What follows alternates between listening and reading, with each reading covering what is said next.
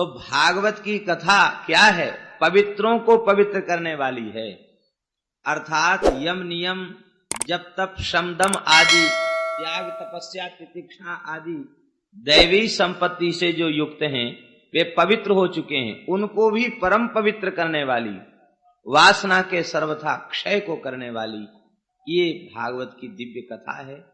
और श्री कृष्ण प्राप्ति का शाश्वत जो साधन हो उस साधन को आप बताएं।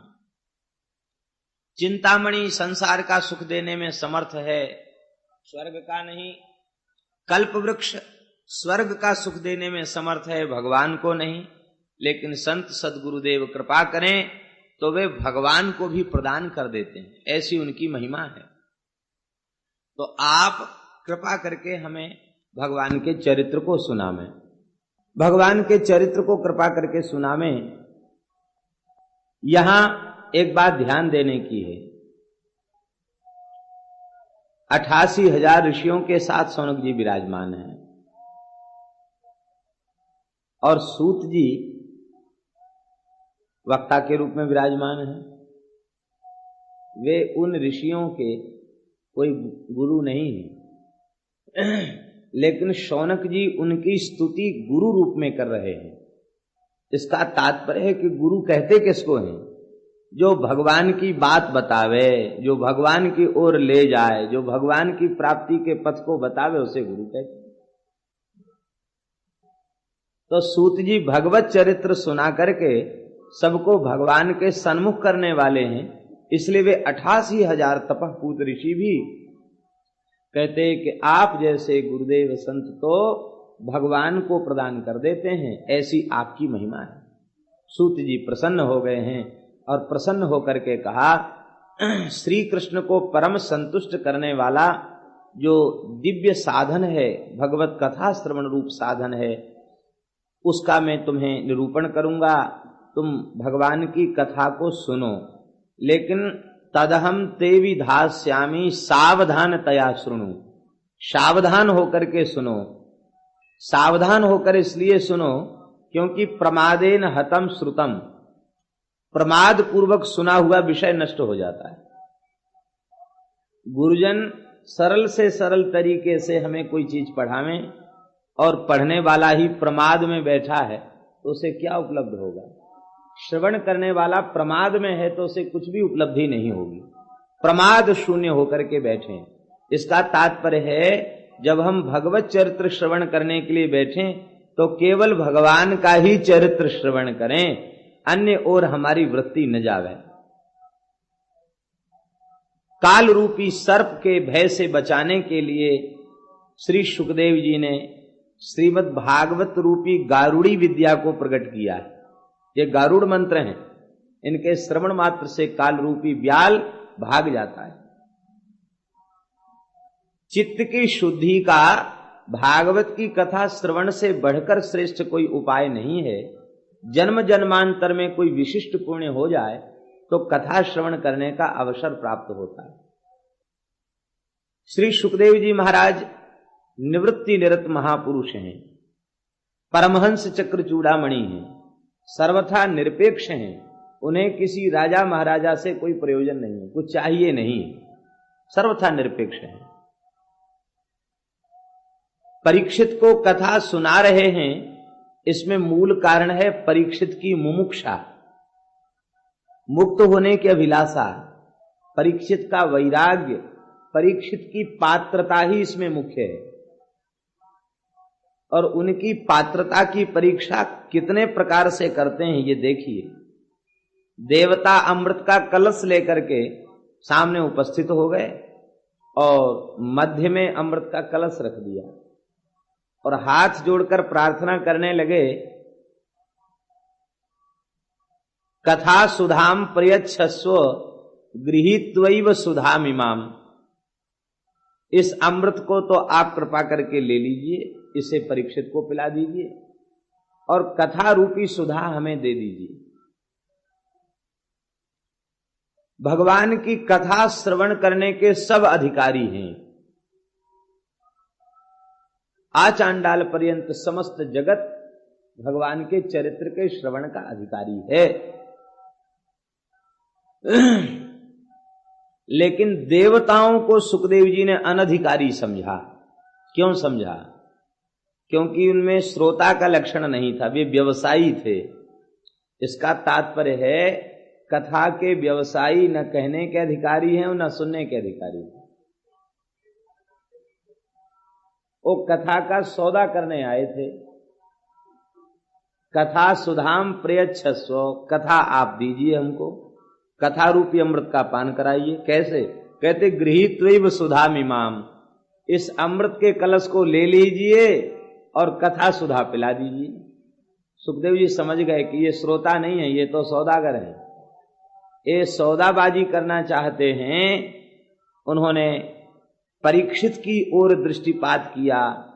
परीक्षित के चित्त में कहीं यह इच्छा तो नहीं है कि चलो ठीक है अमृत पीकर अमर हो जाएंगे, यह इच्छा तो कहीं नहीं है। लेकिन धन्य है परीक्षित का पूर्ण वैराग्य। उस अमृत के कलश को देखकर उनके मन में हो रहा था कि अरे हम तो प्रेम से कथा सुन रहे थे, ये घड़ा लेके ये लोग क्यों आ गए, बीच कथा में विक्षेप क्यों कर दिया, ये विक्षेप की निवृत्ति जल्दी हो ये ठीक है, यही वे विचार कर रहे थे। परीक्षित शब्द का अर्थ क्या है? संस्कृतज्ञ लोग जानते हैं,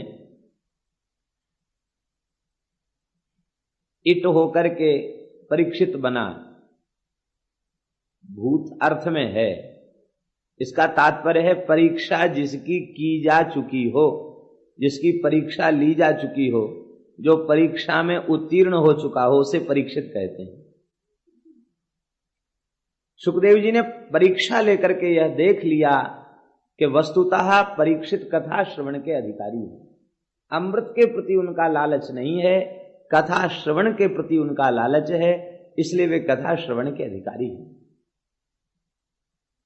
फटकार दिया सुखदेव जी ने देवताओं को, कहां कांच का टुकड़ा और कहां दिव्य मणि। मणि और कांच के टुकड़े में कभी बराबरी हो सकती है क्या? कभी संभव नहीं है। इस कथामृत के समक्ष तुम्हारा स्वर्ग का दिव्य अमृत कांच के टुकड़े के समान तुच्छ है, उसकी कोई महिमा नहीं है। लेकिन आप लोग यह मत समझ लेना कि अमृत की कोई महिमा नहीं है। क्यों? क्योंकि अमृत की प्राप्ति में बहुत उद्योग करना पड़ा।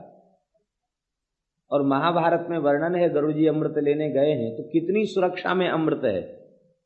स्वर्ग में बड़ी भारी सुरक्षा में अमृत रखा हुआ है, और उस अमृत को देवताओं तक पहुंचाने में भगवान को बड़ा श्रम करना पड़ा। रावण और कंस को मारने में उतना श्रम नहीं करना पड़ा, एक ही अवतार लेना पड़ा। और अमृत के लिए भगवान को 4 अवतार लेने पड़े। पहले अजित अवतार, मदराचल को उठा करके रखा। दूसरा धन्वंतरी अवतार, कच्छप अवतार। तीसरा धन्वंतरी अवतार, और चौथा अमृत पिलाने के लिए मोहिनी अवतार। 4 अवतार लेने पड़े, तब देवताओं को अमृत पान करने का अवसर मिला। और वह अमृत भी कथा के रस के आगे कांच के टुकड़े के समान है, अतिशय तुच्छ है। अब हम लोग विचार करें कि भगवान की कथा की कितनी महिमा है। इंद्र को दुर्लभ है कथा, देवताओं को दुर्लभ है कथा। जो कथा देवताओं को दुर्लभ है, वह कथा हमें भगवान की कृपा से ही प्राप्त भई। ये भगवान की अहेतु की कृपा है जो हमें भगवान की पवित्र कथा श्रवण करने का अवसर प्राप्त हो रहा है। जन्मांतरे भवेत पुण्यम तदा भागवतम लभेत। जन्म जन्मांतर में कोई विशिष्ट पुण्य होता है तो कथा श्रवण करने का अवसर प्राप्त होता है। देवता अमृत पी के अमर होते हैं, ये बात प्रसिद्ध है। लेकिन उनका अमरत्व भी एक निश्चित काल के लिए है, क्योंकि ब्रह्मा जी के एक दिन में 14 बार इंद्र बदल जाता है। एक दिन में 14 बार इंद्र बदल जाता है। एक दिन में 14 बार सप्तर्षि बदल जाते हैं। एक सहस्र चतुर्युगी एक दिन में बीत जाती ब्रह्मा जी की। तो अब बताओ वह अमृत, उसकी क्या महिमा हुई। संत दरिया साहब ने अपनी वाणी में लिखा है, कोई कह अमृत सरगा माही, देव पिए क्यों खिरखिर जाए। कोई कह अमृत समुंदर माही, बडवा अनल क्यों सोखे ताही। कोई कह अमृत शशि में बास, घटे बड़े क्यों होवे नाश। अंत में कहते हैं सब अमृत बातों का बात, अमृत है संतन के पास। ये जितने अमृतों की चर्चा आई है सब बातों का अमृत है। वस्तुतः अमृत संतों के निकट है। कौन सा अमृत? अमृत दरिया कथा अनंत, जाको पी पी अमर भय संत। भगवान का कथा ही दिव्य अमृत है। इस अमृत को पान करके न जाने कितने संत भक्त महात्मा जीवन मुक्त हो गए, अमर हो गए। एक दो भक्त हैं, ध्रुव प्रहलाद आदि, अम्बरीश विदुर आदि कितने भक्त हैं जो इस अमृत का पान करके मुक्त हो गए। और स्वर्गीय अमृत को पीकर एक भी मुक्त हुआ हो तो उसका नाम बतावें। अथवा किसी की अविद्या का नाश हो गया हो, राग द्वेष की निवृत्ति हो गई हो, ये नहीं हुआ उस अमृत के पीने से। लेकिन इस अमृत के पीने से अमरत्व प्राप्त हो गया। अमरत्व प्राप्त क्या है? देहात्मवाद का त्याग। भागवत की कथा से जो अमरत्व मिलता वो अमृत है क्या? त्वम तु राजन मरिष्येति पशुबुद्धि मिमाम जही, यही अमृतत्व है।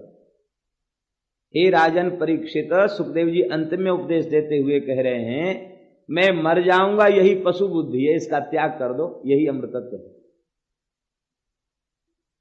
हम शरीर के हैं, संसार के हैं, ये मृत्यु है, और हम भगवान के हैं, यही अमृत है। भगवान के बन जाओ, यही अमृत है। भगवान के दास का नाश नहीं होता, नित्य भगवान की सेवा में वह रहते हैं।